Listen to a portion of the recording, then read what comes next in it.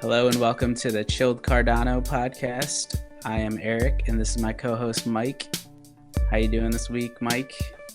I'm doing pretty good, Eric. How about yourself? I'm doing pretty good. The markets this week have been pretty chill. I kind of felt like things were starting to turn around in the traditional markets, but I don't know. It's let me pull up the S&P.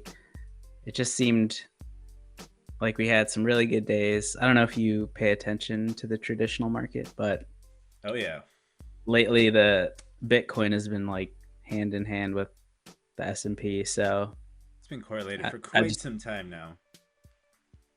yeah, it's just like there's no point of even looking at Bitcoin because it's the same. But yeah, if you look at like the weekly chart, I mean, it feels like this could be some sort of bottom. Um, but it could just keep, you know, just a little, seems to go green a little bit and then dump every so often. So maybe it's that. And we'll have to wait and see like what inflation looks like and all that fun stuff.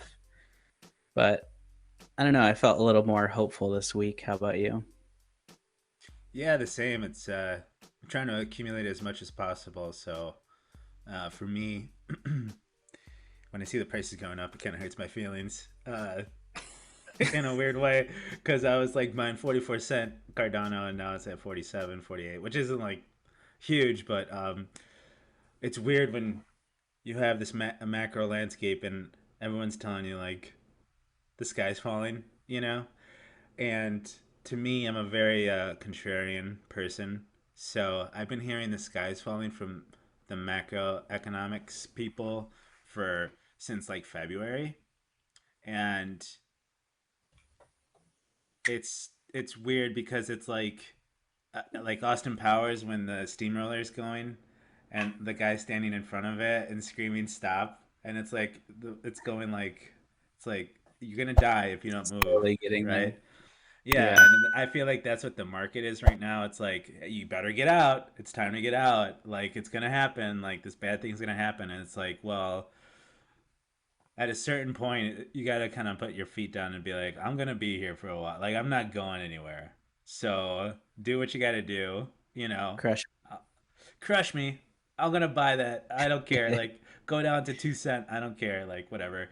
Um, but it's kind of funny because I'm kind of at the point where it's like been doom and gloom for so long that like I'm starting to think that there's gonna be a reversal because of everyone's like mental state where you just can't have everybody on the same side. Like someone's gonna take the opposite of that trade. If everyone on Twitter and Reddit is screaming bear market, bear market, bear market, you're gonna have somebody licking their chops to take the other side of that trade and just like have a short squeeze like we've never seen before. And I don't know. I just feel like something like that's gonna come at some point when no one's looking. So I felt Yeah. like I There's so may have much. had a longer time to accumulate at these prices, but I don't think it's gonna happen. I think like with the Vasil hard fork coming at the end of July, um, things are gonna start moving at a faster rate, and people are gonna realize the value of this project and just like we'll probably be at $1 sooner than you think. I feel like the everyone's talking about like a recession and stuff. And I feel like with recessions, by the time someone admits that it's a recession, it's like already ending because no one wants to like say the word recession. Right. But we've been like like struggling for a long time. I mean, not like years, but like almost a year. And I just don't I feel like in 2008 things were like super terrible and people were like losing their houses and everything and like now things are pretty bad. Like gas is extremely expensive, everything's expensive, but it doesn't feel like I don't know a lot of people that have like foreclosed on their house and stuff like that. It's just like it makes living really hard. But at the same time, like our wages are still going up and employment is still decent. So it doesn't feel like as recession-y. Like I feel like it's gonna turn around. It just doesn't feel like, I don't know, it feels like manipulated in a way. Like they're just like Wall Street is just trying to like push things down as much as they can, create as much fear and selling so they Yeah. can scoop up whatever, at the lowest prices, and then they'll keep their ride going because at Right. the end of the day, they make more money when the market is up, you know. And I And think like the that's other thing too, I think you're 100% right. And the other thing too is like, I lost my train of thought. They have so much money. Like for regular retail people like you and me, if we were to like stop and like stop buying and like not invest, that those like 3 months, those 12 months where you're not in the market is when you're gonna make the most profit. And those guys can just drop a couple $1 billion and like in a day, and then continue up. Whereas like the life changing stuff for retail is something you have to do over weeks and months and years. So like your timeline is different too, right? And also like the landscape is different. Like the backbone of society is the internet now. Like how many people work online? You know what I mean? And those yeah, people can move jobs very easily because all you have to do is apply to a different one, and you're not moving houses. You don't have to you drive there. Like the landscape is different. I feel like for a lot of jobs as well, where you don't necessarily have to go to a different state if your prospects aren't as good. Like you could just apply online to a thing and get a decent job where you can create enough money to support yourself. I think it's so much different. Even like 10 years ago, there wasn't really anybody working online, so it's like, and we didn't also have cryptocurrencies and blockchains, and that's created so many different small projects and companies where people are literally working, like they have a job like that they go to and a 401k, and they feel stable. And uh, I think like there's a lot of unemployment, but it's like in blue collar jobs where it's like I think a lot of people see the writing on the wall where it's like, why am I going to go be a waiter or work in a warehouse? Like there's a computer arm that can do my job for me. You know what I mean? So it's like yeah, when a lot of those people were staying at home for that year, they probably like got some education, changed their resume, and were able to find a better job, or at least one that's equivalent on a cash flow basis. But now they're able to stay at home with their kids. So it's like what am I going to do? Am I going to work in a warehouse for 12 hours a day, or do this 8-hour job, make the same amount of money, and also be able to take care of my kids, like be there and hang out with them, and like what everyone really wants to do is just hang out with their family. Like it's cool to go to a yeah, workplace, but but like the people that those relationships that you have at a workplace are very different than your families. yeah. And it's rare to work somewhere where like everyone's cool. Like usually there's like the weird guy that like wants to talk to you for 2 hours, and you're like, I'm sorry about that. talk about like your weird bug collection or something. Um, but yeah, I mean, this is very like American centric what we're talking about right now, but um, yeah, it seems like people are trying to get better jobs, and that leaves a big hole at the bottom of the job market, and maybe people will pay more for those jobs at some point, or maybe robots will do them. I don't know. Probably robots, because I mean it is capitalism. But yeah, so I'm not. It's also summer, so it's hard to be like pessimistic about stuff for me because I'm like, hell yeah, it's hot outside. Like life is good. So I'm choosing the optimistic route this week at least. Um, I don't know if we're just gonna like kind of be here all summer in this like 20K Bitcoin range and 50 cent ADA range. but I like when it's stable at least. Like for NFTs and stuff, it seems like people are more willing to play in the market because it's not like losing the ADA value like every day. Um, so yeah, I've kind of jumped into some NFTs this week again after being out for a bit. Do you want to share? I don't know. Is there anything behind you that you want to get into? Mike, I am an OG and I hold Raging Red, so I was able to get whitelisted for the Churs, um, which you see in the background here. And tomorrow on Sunday at 3 a.m., if you're on Eastern time in the US, 7 UTC time, they're going to do the public mint. And so maybe we could talk about this. I find it interesting. Um, Let me just pull up JPEG store here. We'll talk about this one later.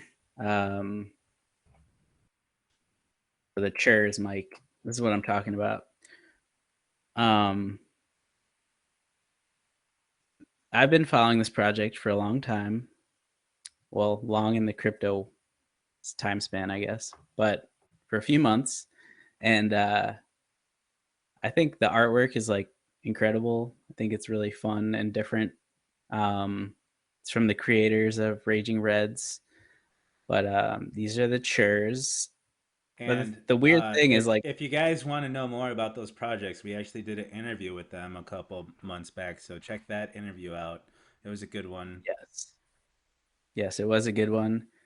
Um, Shout out to Reddington and Chur Aquariums or 8 Aquariums, depending on what site you're on.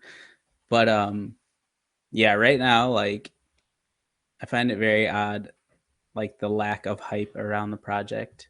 It is still like only, whitelisted people right now, but the volume is only 411 ADA. So come on, guys. I mean, give them a little love. They're doing like their own art. It's all very original. Instead, you guys are buying like Ada tunes. What are you doing? But we'll see what happens when it goes public tomorrow. I don't know if it's gonna sell out. Um, I would love it to, but it just doesn't seem like people really are as interested for some reason. What do you think, Mike? Do you think it'll sell out, or do you think people are just not caring about new projects anymore if I think they don't have like crazy hype? yeah, it's weird, right? Like we're in this place where it's a bear market and we've never been in a bear market with an NFT uh collections going on. So it's definitely interesting watching what's going on and like how certain projects deal with not minting all of their NFTs and then creating a secondary market. So it's definitely interesting. You're going to see a lot of development and different strategies for people to create hype or like some way to sell out those before they hit secondary. You're seeing a lot of projects do a reveal. So instead of when you mint, you get to see the image of what you bought. They're just giving you like a single item, and everyone has the same one. And then at a later date, they reveal that, which is interesting. I've seen a couple projects do that. Not too great success, but I Yeah, mean they're trying different pathways to create hype and also like utility, like what does this NFT do for me? And I think a lot of more projects, like you're gonna have your art projects that are specifically just art NFTs that you buy and they don't do anything as of yet, and they don't state that either, that like this is gonna be the key to something else. uh, but then you have other projects that give you 1,000 utilities and none of them have a date because that's also just a carrot on a carrot on a stick type carrot on thing. a stick. Yeah, exactly. I like the team. They're really hard workers. I think they're gonna be here for a long time, and they're just gonna keep you know, creating really cool stuff. We shall But do you see. think it will sell out, Mike? Predictions. We're doing predictions. Yes, I think it will sell out. Not tomorrow, not the next day, but I think eventually they will sell out at some point. Yeah. Another one I minted, and I was on the whitelist for Omega Corp.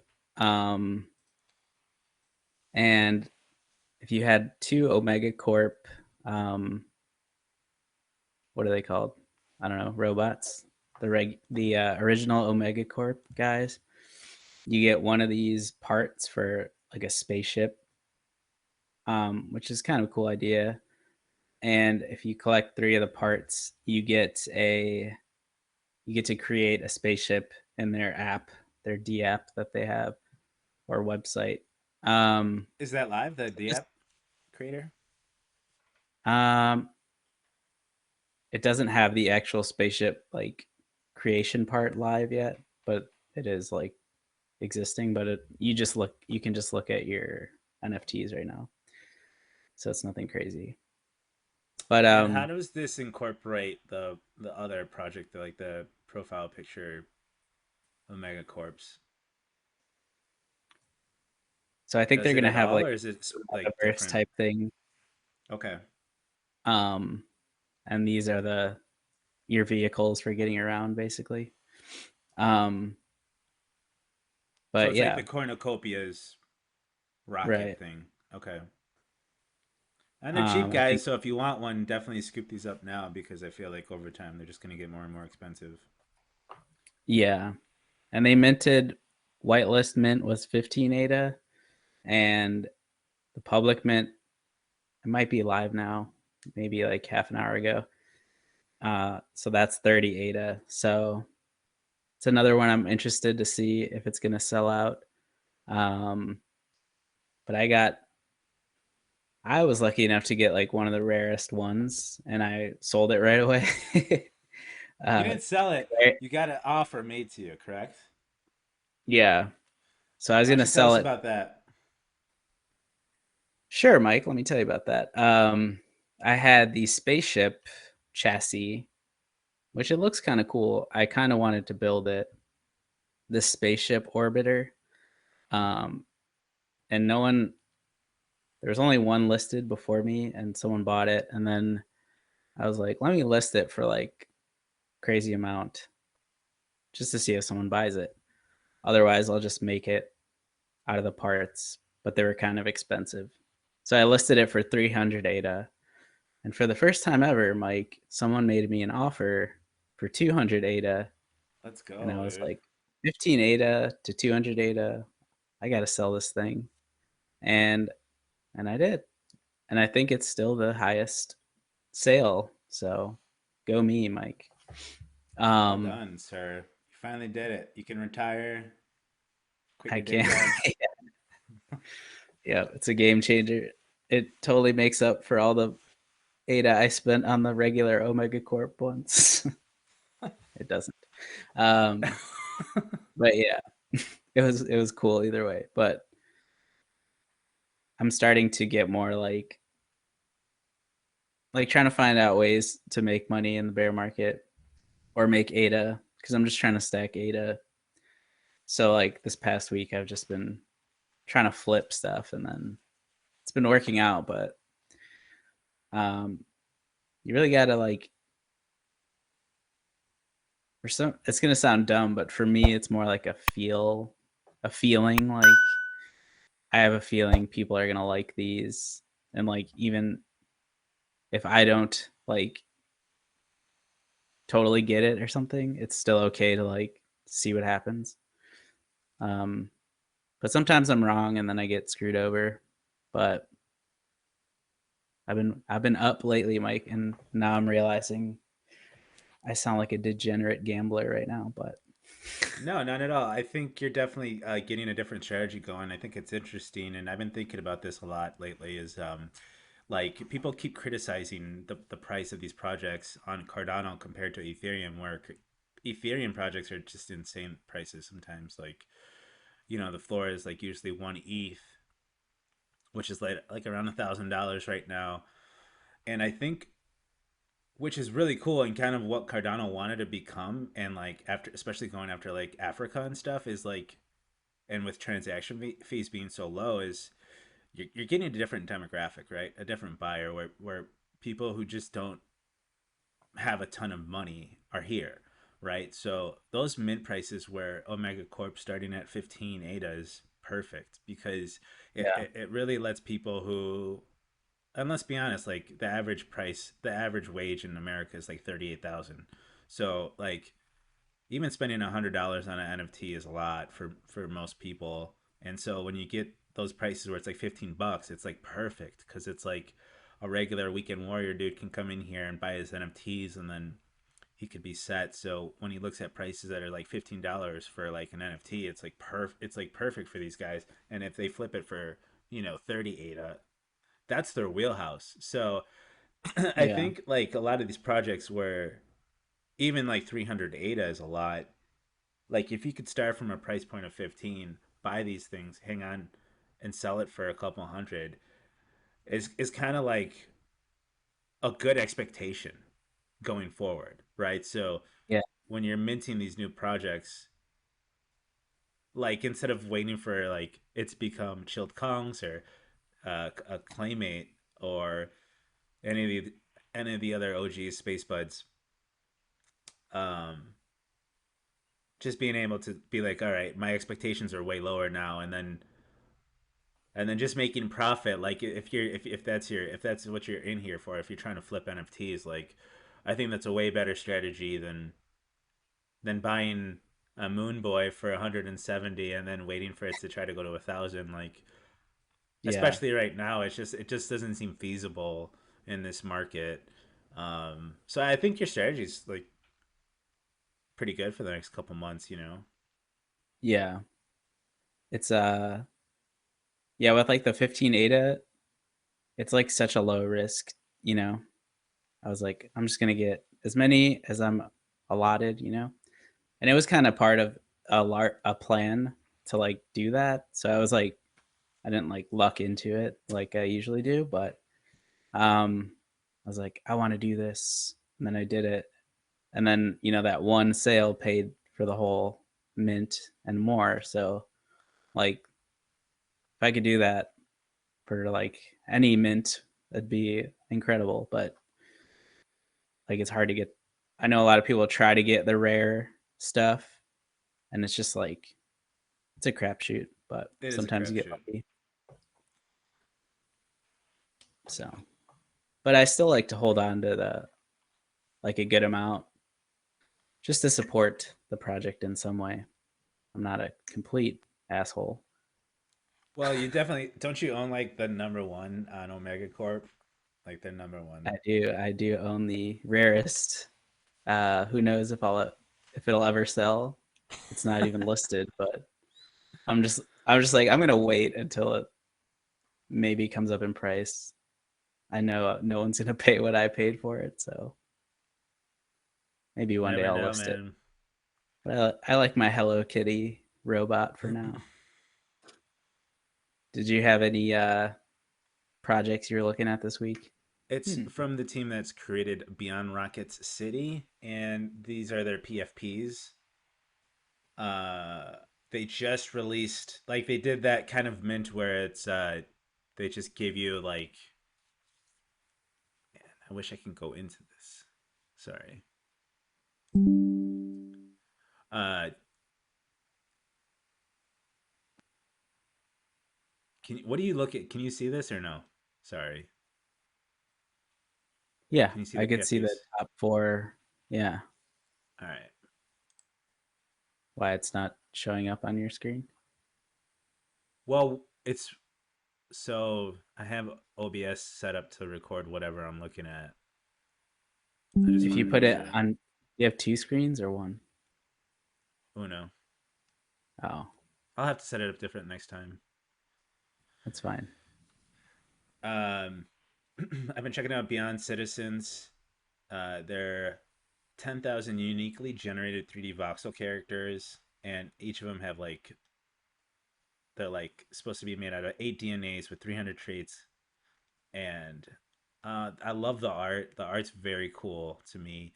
These are going to be little guys in their metaverse, so there's also some extra metadata within each one, and I don't. So each one will do something different within the metaverse, but they haven't said anything yet. So there's like a lot of different traits and classes of character. There's like some people with like work stuff. So it kind of gets your imagination going to be like, oh, I might need a couple of these to like build out my metaverse. You know what I mean? Which is pretty cool. I don't know. I think it's a very fun project. I might have to scoop one up here. A lot of them are going underneath the mint price, and this project's been around for a What's the mint while. So price? I'm sorry. What's the mint price at? The mint price is at 90 if you go to their Oh, website, but it's I mean you could buy one for 70 right now on JPEG Store. So I might have to they're sweep the pretty floor, cool. Eric. Yeah. Voxel. What is a voxel? Is that like a 3D pixel or something? I have no idea, to be honest with you. A lot of projects have been Wait, using but the it term. sounds like you knew it. Yeah, I don't know what it means. Uh, but I'm interested in getting into it. I look, here's the thing. We're in a Well, bear market. I'm thinking these things go down lower. I'm gonna wait because I want a bunch of them. We'll see what happens. I mean, I think like they still have about 5,000 to mint still. So let's see.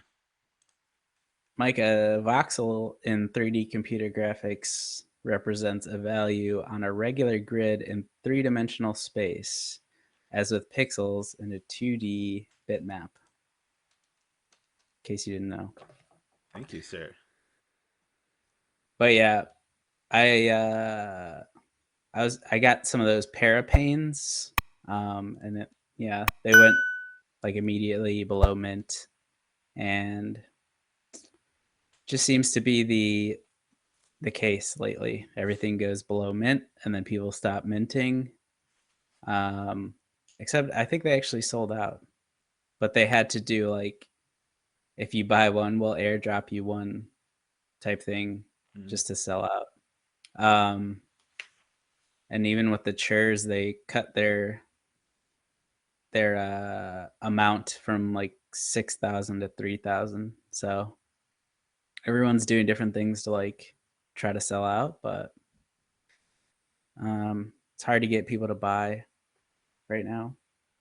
And like with you said Ethereum projects are like go for a lot more, but there's also a lot more of them. So I feel like it's harder to find the right one in that in their ecosystem. So in some way we have like an upper hand because we know Cardano better, but we're probably never gonna get those like $100,000 mints or something like that. Not I until the bull market, at least. Well, right. I think you know, in a year's time, we'll have a different. We'll be talking differently about a lot of this stuff, and that's kind of why I'm not selling any of them. Is because I believe like once you have like at least 10x the amount of people here, it's like a lot of these things are going to take off that you didn't think that they would, but when you have Yeah, some so of the many more ones that are eyes. like dead come out I'm of sorry. nowhere, and Yeah. Well, what did you just the Cardano bits? You want to talk about that? sure. So I will preface it by saying I sold mine because I wanted to make a profit. But with the Space Buds hype or FUD, um, we talked about it a little last week, but they copied some of their artists copied some of the some like art from the internet and just like whatever they're holding in their hand. Some of it is copied directly from like other artwork on like Deviant Art or like Pinterest, like everywhere. But he said He he was basically copy inspired. pasted, right? Yeah, Like he would take a he's like, dinosaur head he found off of Etsy or something, and then he would cut out the outline of the dinosaur head, rotate it a little bit, change the color of it, and use that. So it's not specifically a copy paste and also Alessandro, the creator of Space Buds. I don't know if he specified, hey, I want all original art. I want 10,000 of them. Go ahead, go. Like Like this guy was probably he had no idea what NFTs were or like the uniqueness of it. He's just like, all right, this guy wants some art. I'll give him some art, and then like That's true. who knows? It's like there's a lot of behind the scenes, and it's convoluted. But at the end of the day, with Space Buds, it was it's more about the technology behind the Space Buds, what it represents, and hopefully they'll do like a one of one airdrop and maybe change the artwork. Um, I don't Yeah. have one, full disclosure, I don't but either. I wanted one. I thought about buying one at 3,500, but I just didn't want to. I didn't have that ADA readily available, and I didn't yeah, want to sell a bunch of stuff to get it. So I was like, whatever, who cares? Let the Space Buds people get rich on their own if they do. But anyway, there was that whole FUD around Space Buds, and so I was like, well, there's gonna be, someone's gonna make profit off of their FUD because someone's gonna be like, oh well, we're like Space Buds, but we don't copy our art. And Space Buds' whole thing is like we're the original NFT, we're the on Space Cardano. Buds now. It's like that meme. Yeah. Um, Look at me, I'm the Space Buds now. But I just saw some tweet and someone's like, "Oh, now Cardano Bits is the like second oldest 10K project on Cardano next to Space Buds." And I was like, "Huh." Like I've never even heard of those. Let me go check it out. And I looked at the price and it was like 200 ADA, 199. And then I looked at like the historical chart and it's always been between like 200 or 200 and like 400. And I was like, huh, if people get interested in this, like I could see it skyrocketing. If people really believe like it can be, a Space Buds, it could go to like 1,000 or something. So I bought one after seeing that tweet that had like 2 likes or something. But I was Yeah, like, I could see this becoming like a broader, conversation. And it kind of, people started kind of talking about Cardano bits more. And then the next day, they're like, oh, we're going to announce something on Thursday. We have like a big reveal. And I was like, oh, hell yeah. I think I just like somehow like struck gold.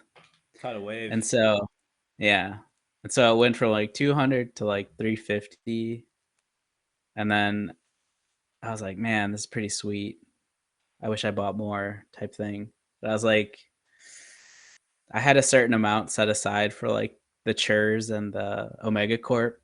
And I was like, all right, this is cutting into that. So I have to sell it for a profit at least before like like I don't want it to go back to 200 and then it's like, well, that was dumb. So I sold it at like 300 because it started coming down. And then they made their announcement and it was like, we're adding legs to the Cardano bits in our decentralized app or something or website. And I was like, oh, that's not that cool. Like I thought it was gonna be like a token or something, but they're like, we're all about our art, so we're adding legs.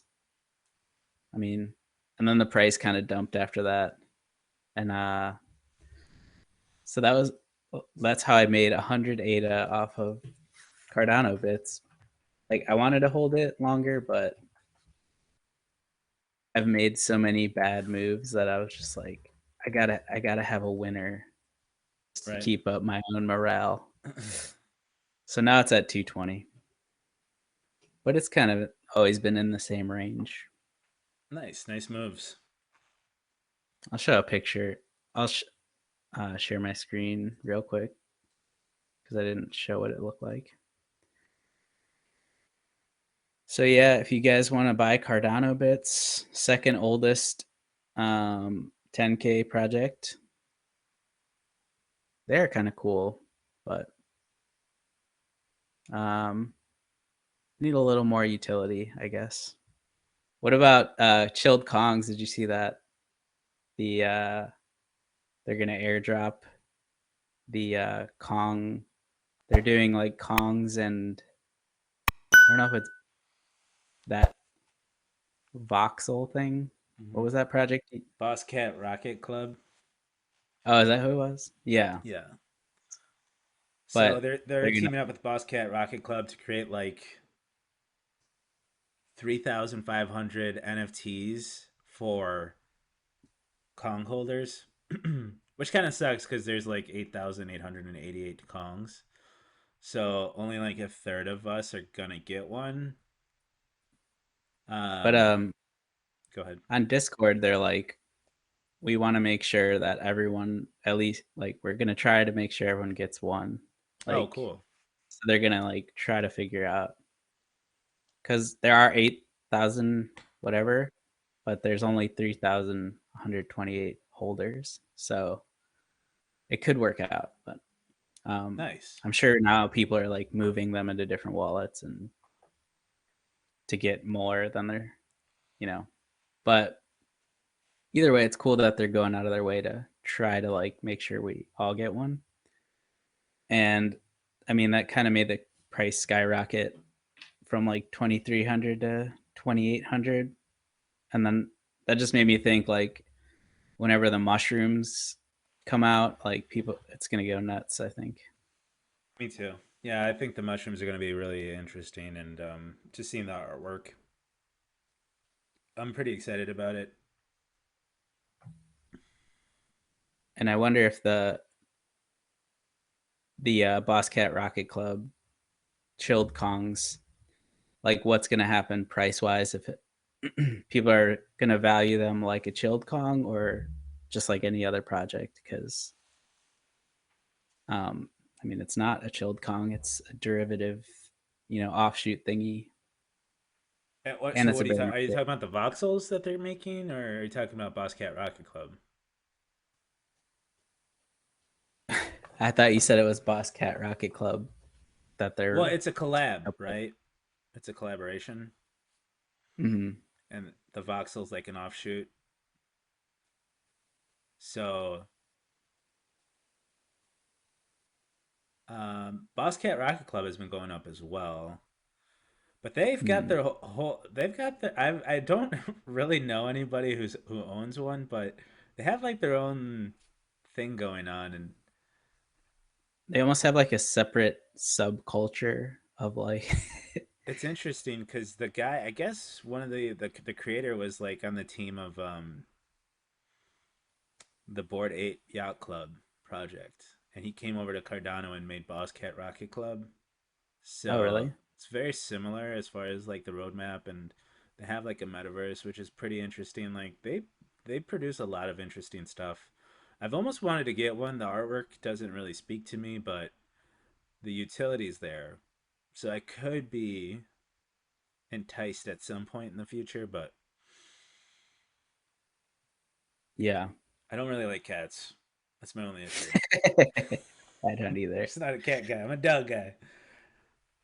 So it says Boss Cat Rocket Club X or like plus chilled Kongs, Vox Kongs.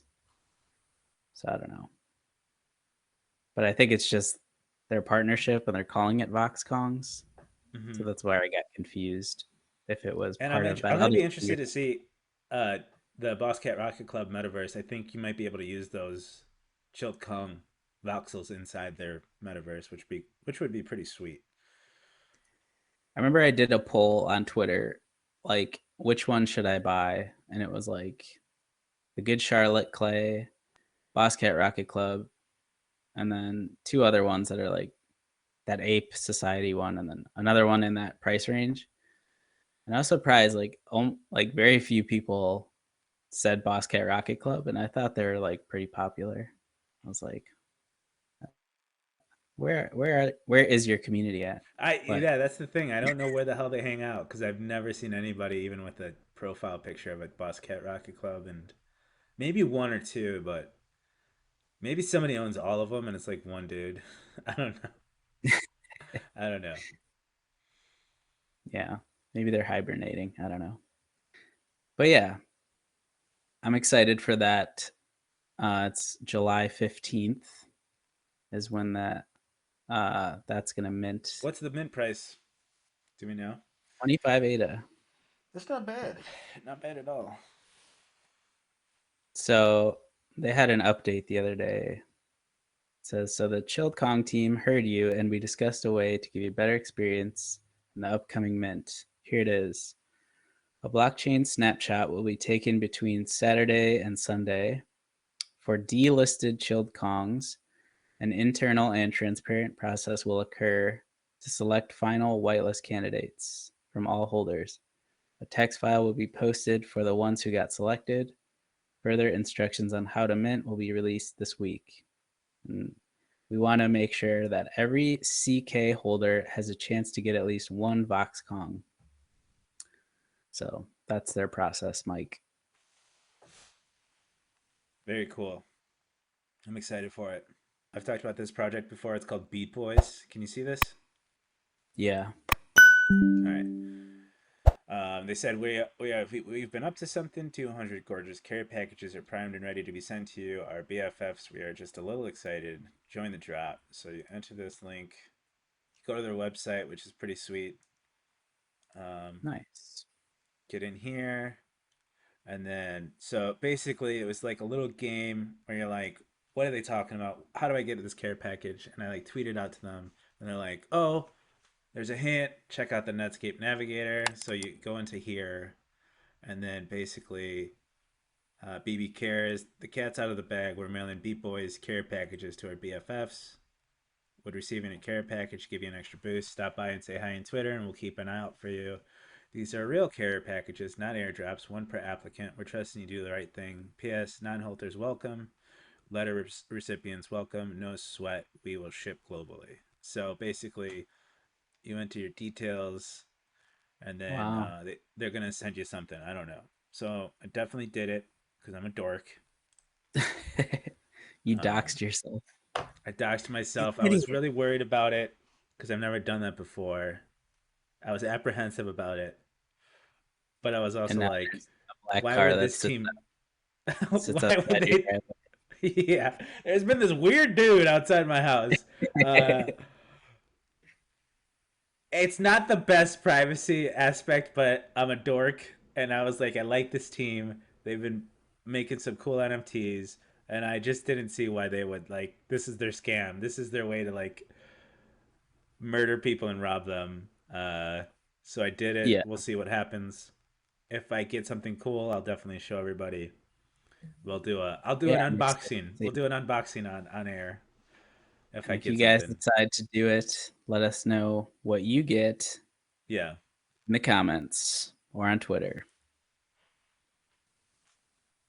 All right, Mike, I think that's all we had today. that'll do it for us, Eric. We might have an interview later, we might not, but it's been a great weekend, Mike.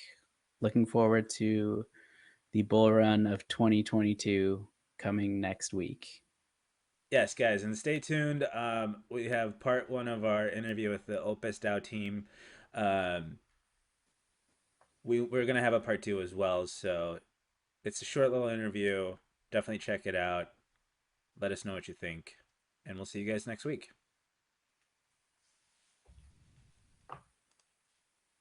Hello and welcome to the Chilled Cardano podcast. I'm Eric and this is my co-host Mike. We're here with Cody, Davis, and Will from the Opus Dao project. We're here to talk to them a little bit about general Cardano stuff. How are you guys doing today? Doing Good. How are you guys?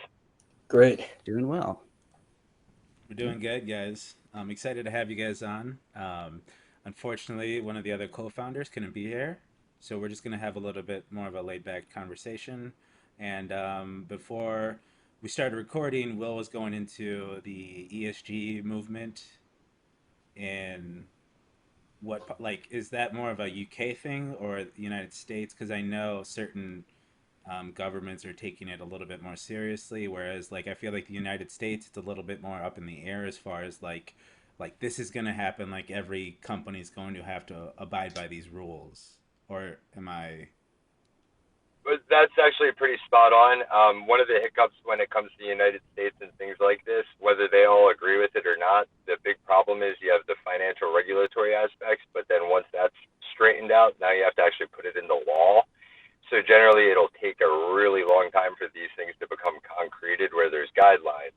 But what they are doing is they're putting disclosure requirements on certain industries, starting with like petroleum and energy, and then also forcing the banking and the lending institutions to abide by these disclosure reporting rules, for lack of a better word. So then what it does is it puts a black mark essentially on these refinery businesses and such that won't disclose their environmental, social, and corporate governance guidelines, and then they can't get funding or any capital. So that's essentially where the United States government is at the moment, as how they're applying this to the real world, real life business. DNB, which is the government's kind of partner when it comes to government contracting, you have to file for a DUNS number, and Dun and Bradstreet is the company or agency, if you want to call them that, that facilitates that. They've created a score. I believe it's out of 3 points, either 1 to 5 or 1 to 3, and it's your ESG rating. But it is very generalized and it's very lacking in their metrics they're using to determine these factors. So one of the things we think is kind of awesome about the Cardano ecosystem is it seems like they've really designed it with those 3 kind of key things in mind. And in our opinion, that's something every business should have already been doing from the beginning. So to see Cardano, already ahead of the game in that sense is awesome. Yeah, it's been pretty And what does interesting ESG watching. stand for our viewers? I'm sorry? What does ESG stand for our viewers? Gotcha. So it stands for environmental, social, and corporate governance. So essentially what it is the name is escaping me at the moment, but an economist back in the 60s published a book called Wealth of Nations, and it was originally from a dissertation paper that it was turned into a book. And essentially it outlined the purpose of a corporation being solely to make profit for its shareholders. And that was reinforced by different roundtables of business owners and executives and organizations throughout the decades, leading to arguably the greed of the 80s and all the other fun stuff. Now it's shifted to this focus of environmental, social, and corporate governance. So actually taking note of a business's overall impact, not just to their shareholders' pockets, but the overall operations down to where they're sourcing the raw material to the end effect the product has on the consumer. So essentially it's just kind of giving a broad spectrum, 3-pronged focus that every business should be trying to hold accountable to the highest standards. So environment, obviously, that kind of says itself. Social, and then corporate governance is the one I think there's a little bit of unclarity on to the non-dual. And essentially, that's just implementing proper board management, proper executive management, oversight, responsibility, and different things for risk mitigation and such. So when problems do occur, they're handled the right way. And I think that's something that's definitely needed, and it seems like the way the crypto and the blockchain ecosystem in general is already operating, the good companies in it are already kind of following these policies. So does that include like the carbon tax credits? Is that like part of that system? So the carbon tax credits get interesting because essentially all it really is in its rawest form is an offset of your carbon output of your business venture. So one of the things our company and a separate venture is working on is Cogeneration Model. So what we've found through some different industrial engineering studies is most of the, for example, trash incineration plants in the country aren't being nearly ran as effectively as they could be. And by just recapturing the heat produced in the process and reutilizing it, you can almost gain up to 85% efficiency in the whole system. So something like that would probably be the most effective way of this whole carbon stuff. But instead, just as a good example, it's pretty easy to understand the celebrities with their jets or high wealth individuals. What it really means is the amount of carbon that they've essentially calculated their jet is impacting the carbon footprint of it.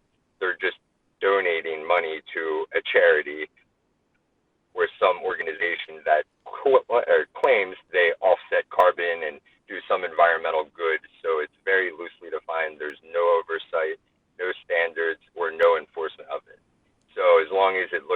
paper, the IRS will give you the tax cut. Interesting. Yeah, That's what you do with your jet, right, Mike?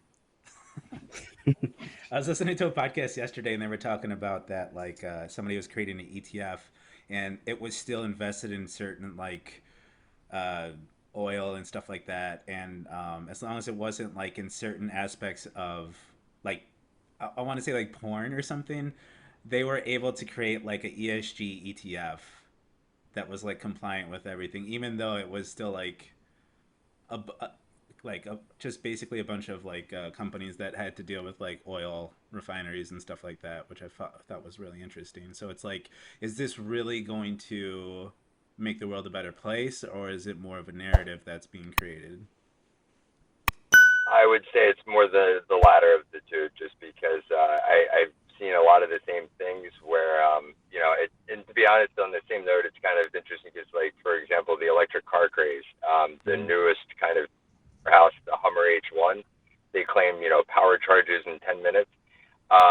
No matter how you cut the pie, that car has such a massive embodied carbon footprint. It's out. It's just out.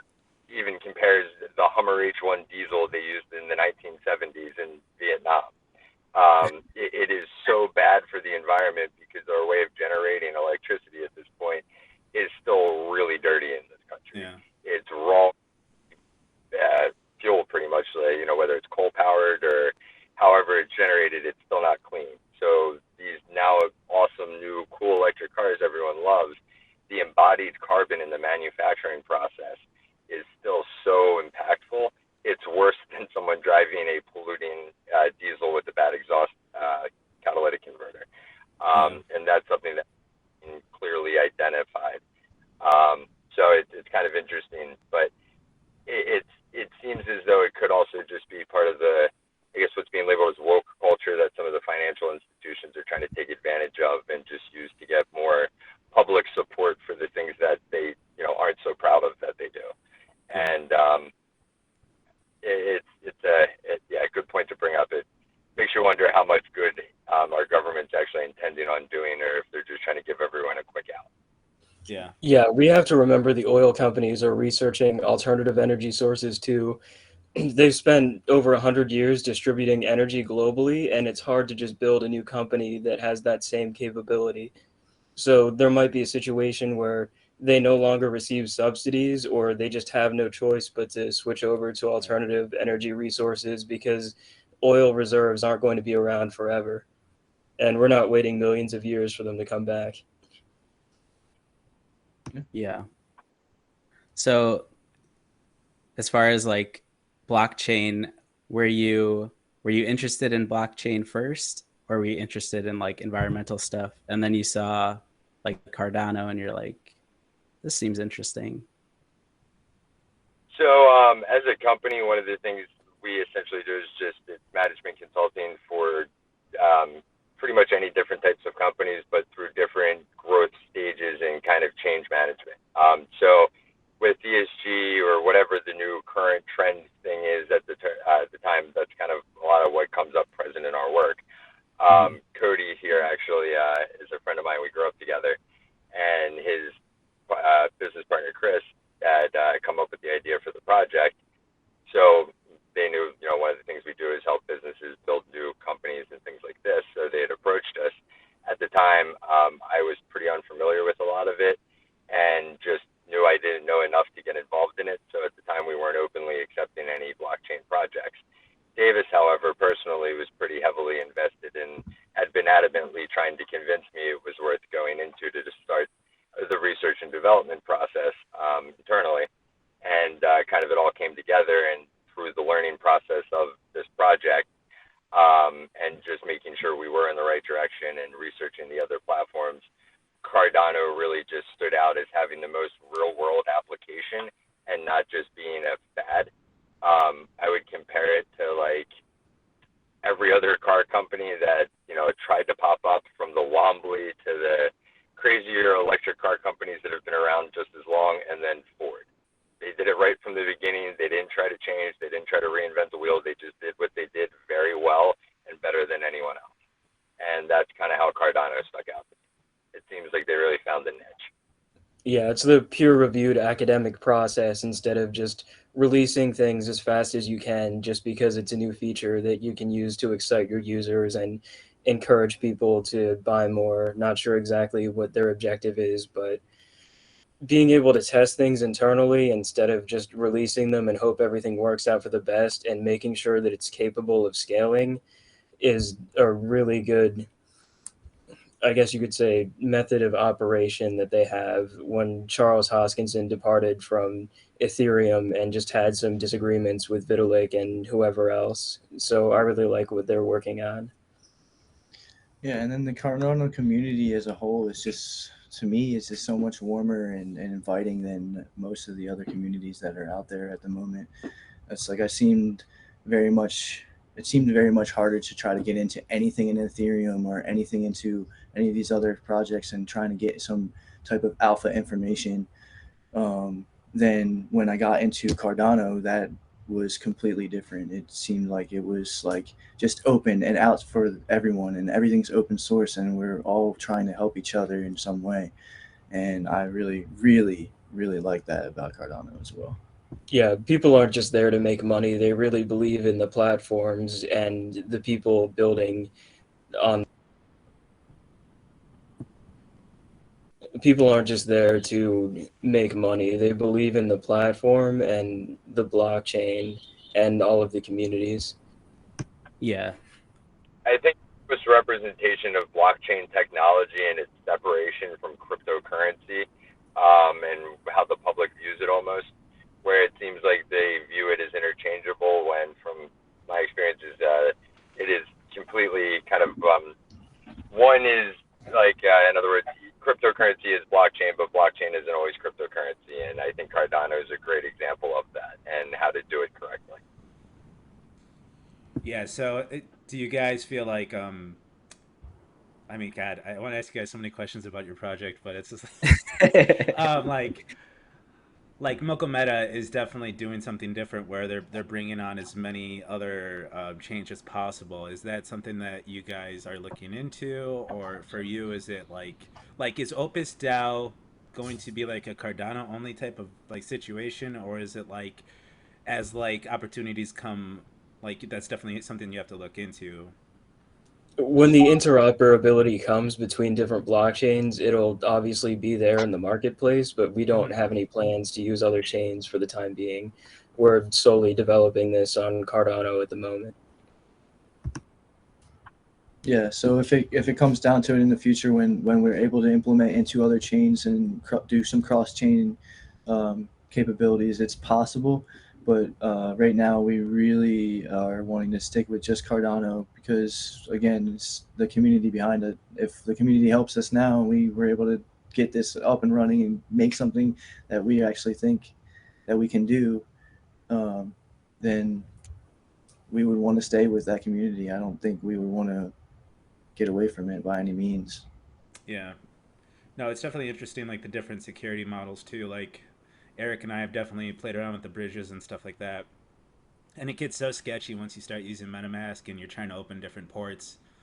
And like, it's just like once you're in Cardano and you start using certain dApps, it's just like such a smoother experience.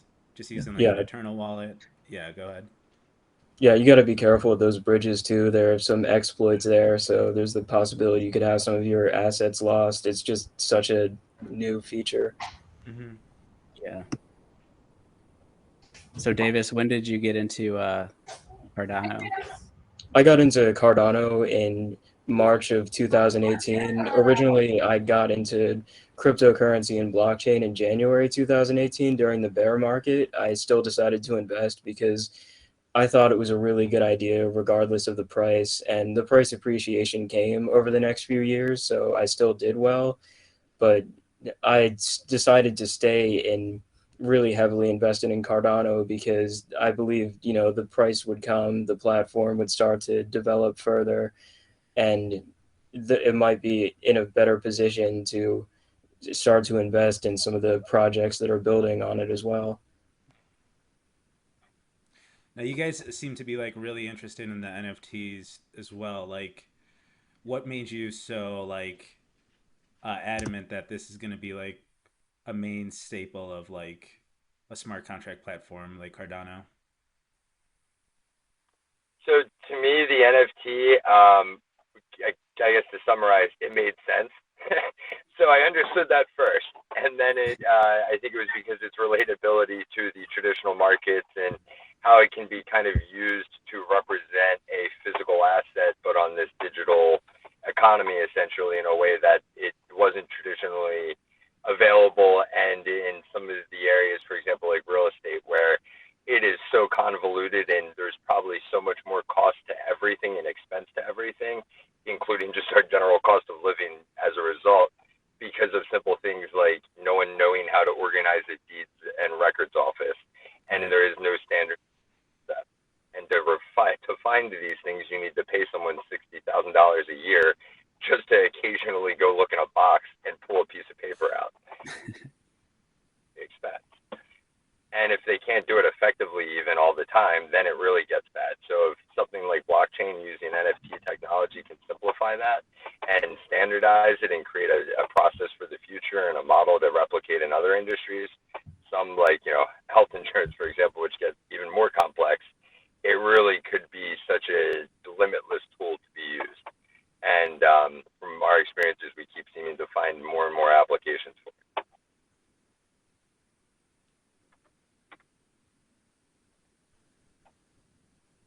Every time we start to think that we are at that last thing that we're going to put into the whole group, the whole idea and what we want to do, and there's always something more that comes up that, oh man, this could be something that could help so many more people if we can just figure this out. So it's always something new that we're coming up with. And recently I just came up with something that I think that would have helped the whole Space Buds debacle. Ooh, do you want to get into it or no? No, not just yet. We'll No? get into Okay. that when we have everybody on in the next one. But Right on. yeah. Yeah, there's a key detail that I left out of my initial blockchain involvement. It was at the time I was going to buy a new gaming PC with a NVIDIA GTX 1080, and I was wondering why it was so expensive. And instead of complaining, I just decided to buy crypto, and the crypto funded the computer. And then I Oh, nice. went ahead and used the computer to mine crypto and stake as well. Nice. When you first started buying cryptocurrencies, were you specifically only buying Cardano in 2018, or was there other It projects where you're it just like, started with Bitcoin and then Ethereum, and then I heard about Stellar, and then I moved on to hmm, Cardano. So I had a really diverse portfolio, and I was really careful about what I bought because it was still during the period of the ICO boom. So people were over-promising things and not fulfilling those promises. And obviously that bubble burst, just like the dot-com bubble. But the projects that are left on Ethereum are actually legitimate. what when you guys were creating Opus Dao, was there anything that you saw in the space that kind of like inspired you guys, or any projects that you're like, wow, they're doing it right? So I'll say that Chris is always saying that he saw like how OpenSea came about Hmm. and was doing a whole lot of things, and saw that they weren't doing a lot of things as well. There's a lot of tools and a lot of things that could have been utilized from other places that could all be in one place. And I believe that that's really where he got a lot of inspiration from in the beginning, um, and that's where a lot of it came from. Go ahead. Just from the conversation I had with the gentleman Chris the other day, he had mentioned FTX was a big inspiration for the kind of rough outline of how we're trying to Hmm. create this complete ecosystem. Wow, it's those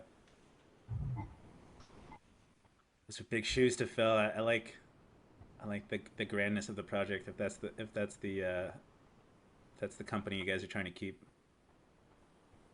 Yeah, I mean, those are definitely big shoes to fill, and like we are willing to do the work if we're able to get the community to behind us. That's the biggest thing about it. Is just making sure that they believe in what we're trying to do as well. And like I said before, we're really going to try to educate these guys on what we're going to do here in the future. The next couple weeks is going to be a big step up for us, I believe. Nice. So building in like the bear market, has it given you any like trepidation, or like does it make you think like, hey, maybe we should hold off, or is it just like let's keep going, this is the time to build?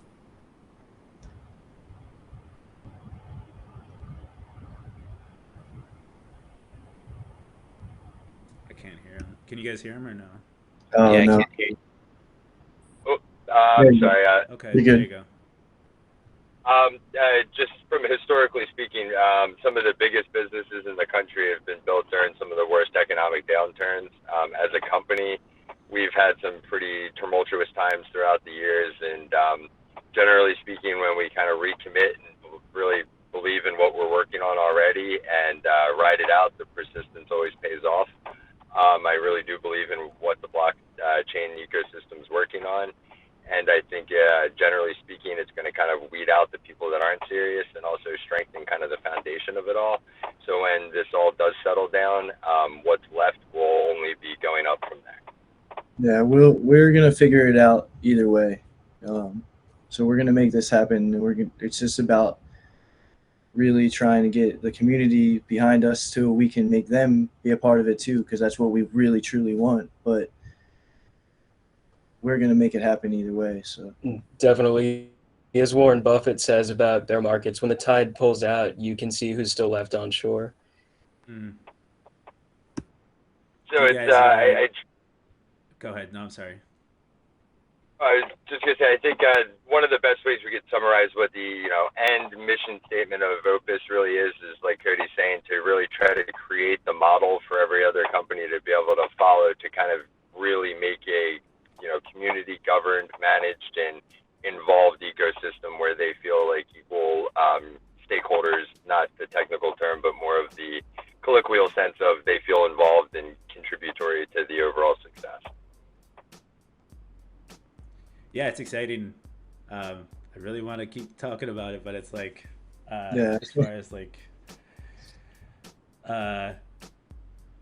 let's just end it there, because I have a lot of questions I want to ask you guys, and I'm really excited about this project and get really deep into it. So this is going to be part one, guys. If you're listening and watching, stay tuned for part two. We're going to get deeper into Opus Dao and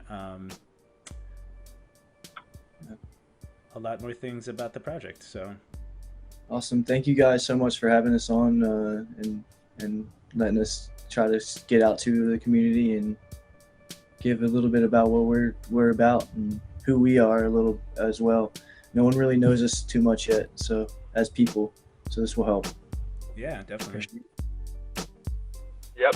Thanks, guys. Appreciate the time, and really, really appreciate the effort you guys are doing with the whole project you guys have working on. There needs to be more people out there that are trying to put out the positive, correct information to the community to make sure the knowledge management is really where it needs to be for every industry, not just this. So I really applaud what you guys are doing. Thank you, man. I appreciate Thanks, it. man. Appreciate it. And we'll Have see a you good- guys for part two. All right, see you Sounds then. good. Take care, guys.